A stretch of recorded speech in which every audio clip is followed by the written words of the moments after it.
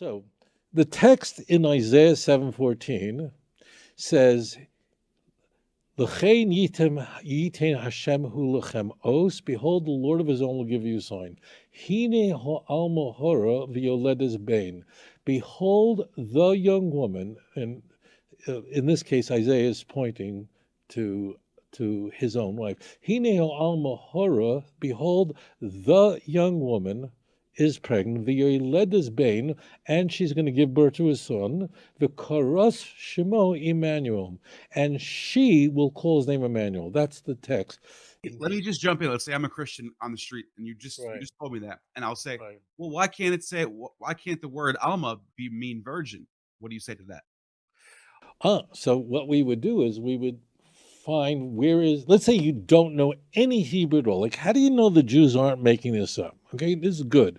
This is real. So let's think. I want to think this through with you. So presumably you don't speak Hebrew. So like, how do you know? Now you can go to any Israeli in the world and say, how do you say virgin Hebrew? Virginity is really important in faith in the Bible. It's a word that appears nearly 150 times. Isaiah uses it numerous times. So being a virgin is a real big deal, and it's the same word in both biblical and modern Hebrew. But how do you know? I mean, there's a lot at stake, because if Matthew in chapter 1, verse 23 lied about this, then the whole New Testament loses its credibility, and Christianity is the biggest fraud that was perpetrated on mankind. So how do you know I'm telling you the truth? There's a lot at stake. So I'll tell you a lot of stuff. First of all, so what we would like to do, even though it's a very well-known, what we'd like to do is we'd like to take the word Alma, which appears many times in the Hebrew Bible, and see how it is used in other places. That means, for example, in Proverbs chapter 30, verse 19, okay, we're told about derech gever bi'alma. The way of a man is with a young woman. And then it continues discussing that she is actually an adulterous woman, and after they commit an act of fornication, all she has to do is wash herself up and say, I have done nothing wrong. That's some virgin for you. That uses the word Alma there, right? Yes, of course. Derek Gever Alma. Sweethearts, that is look it up. A good example right there. Wow. Bing bongo. In 1 Samuel chapter 17, verse 56, King David is called an Elam. That's the masculine version of this. So what was King David then a virgin too? I mean, this is outrageous. And it is women. Look, it is young women that get pregnant and have babies as opposed to old women. This is really simple. I'll tell you something I never told anyone publicly. I mean, I just never came up. I'll tell you something really interesting. The Christian Bible was translated into the Hebrew language in the 19th century. It's a very, very famous translation, and it was done by a guy named Franz Delitzsch. Franz Delitzsch was a genius of a Hebraist. He was a Christian, a devout Christian, and he was one of in the Christian world, he was one of the greatest, if not the greatest Hebraist of the 19th century. His commentary on what he called the Old Testament is necessary for all scholars to understand every Christian view of all this stuff, okay? He's just huge, okay? He embarks on translating the Christian Bible into the Hebrew language. Why he does it? Well, he would like people to, to believe in Jews to believe in Jesus. So he translates the New Testament in Hebrew. Now, here's what's so interesting. I don't know if this is the same version, but I was going to show you this at the end, but I used to get this. They used to pass these out at my church. They're Hope for Israel Bibles. They're New Testament. Okay, this is going to blow your crazy mind away. What I'm about to say, I've never said on air before. Okay, so you're going to get this, and this is going to pow. Okay, so right now, just take my word for it until you Google it. Franz Delitzsch is a giant.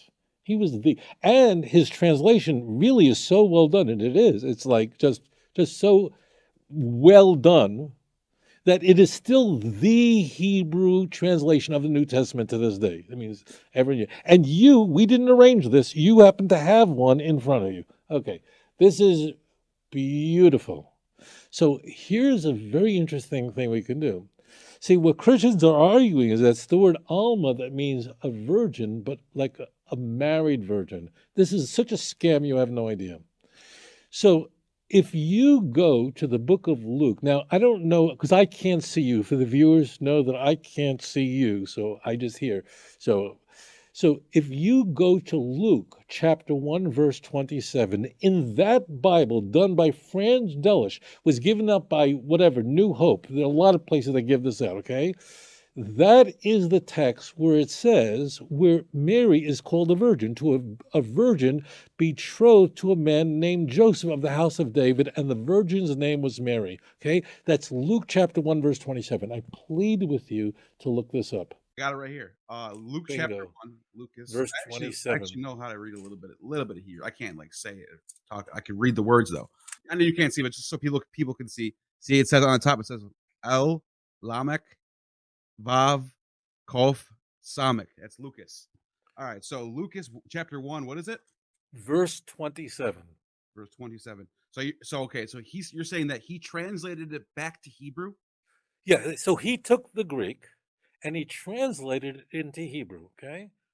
Got it? That's what Franz Delitzsch does at the end of the 19th century. This is a very famous thing, okay? Okay. I'm looking at the verse, but let me see if I can find the word. What's the word? I've never done this on air. No. So the word virgin, you would think he'd use the word alma, because after all, it's the word alma that means a virgin. Yeah, I don't see the word alma here. But what you do see is betula. So look up the Hebrew that he's using. The word betula will appear in the Hebrew of Franz Delitzsch twice. It says in Delitzsch's translation, it says El betula. Oh my God, I found it. Ma'orasha Ish Asher Shmo Yosef mi Beis David B'Shem Habesula Miriam. I'm going to show it right now. Hold on, I just found it. You found it, right? So am I making this up? Okay, look at whoever's watching this right now. Verse 27.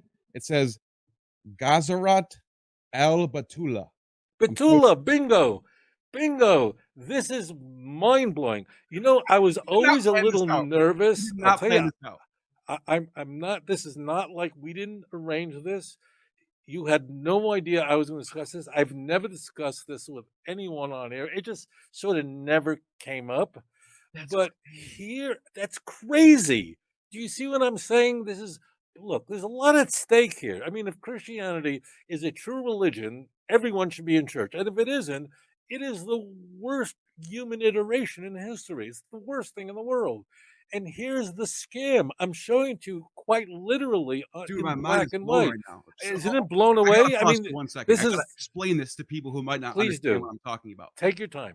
Go the word betula is not in Isaiah.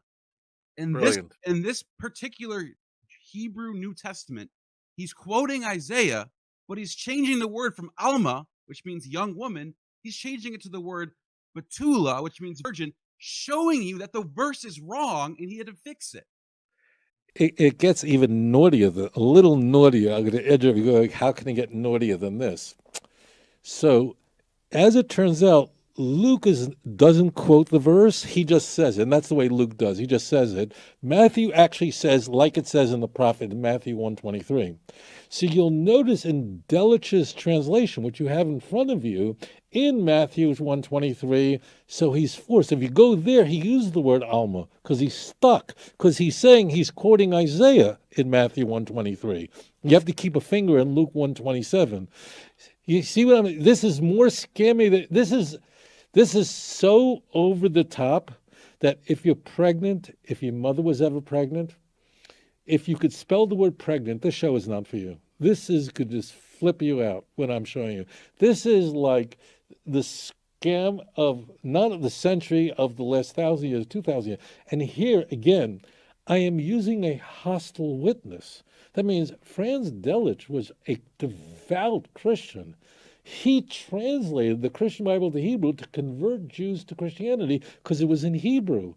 And it is just by far the most famous translation Other people have tried it after him. No one got close, and it actually reads very well. He did a terrific job on the translation. But he knew himself, when Luke is going to use the term virgin about Mary, he knew that the word to use is betula, not the word alma, thus uncovering the scam of Matthew. That's how mind-blowing this is.